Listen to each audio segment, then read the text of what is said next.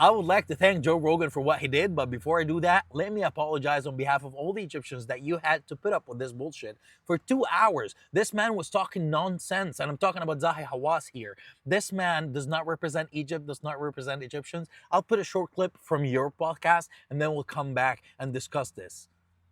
Are there photographs online? Yes, in my book. I don't go online. If you can come to my lecture Oh, come in on, Houston, man. Well, what about right here? Do you have it on you? in my computer, Where's your computer? in Las Vegas. But I can send it to you before Yeah, you... but I want to show it on the show. Can you come and introduce me here in Houston? Can I introduce you in Houston? No, I cannot. Why? Because I'm very busy. But if you believe in magic, I do. so you believe that someone could take someone's head off, put it back on. It's written. Okay, then it must be true. Yeah. So this man who believes in magic, who believes another human being, took off the head of an animal and then put it back, and the animal was running around the room, wants us, just because it was written, he believes it, he wants us to read his book that he wrote himself and believe what's in it because it's written. So this man is a great representation of what we had for 30 years. This is a representation of the old system that we had. This is a representation of what it looked like. It took us 30 years and a revolution to get rid of that. And this man just escaped and he sneaked in and now he's still there.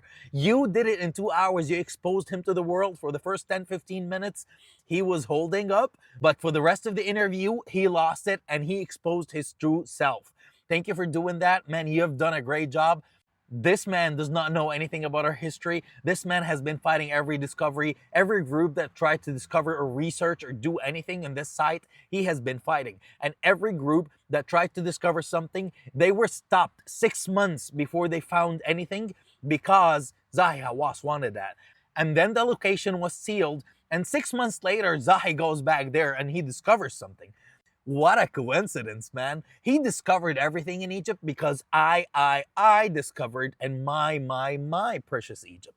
So Egypt is his, every discovery is his, and everything that is not true is also his. He was trying to promote himself, sell his own book that he wrote, and get Joe Rogan to introduce him in Houston. He's trying to sell his tour on Joe Rogan's name. Man, get a life and get yourself something to do in your life instead of selling bullshit to people. This man does not represent Egyptians, does not represent Egypt. What he said on that whole podcast is bullshit. This man does not represent any of us. Thank you, Joe Rogan, for exposing this in 2 hours. You've done a great job. We love you from Egypt. We love your podcast from Egypt, and we're great fans. Thank you so much for that.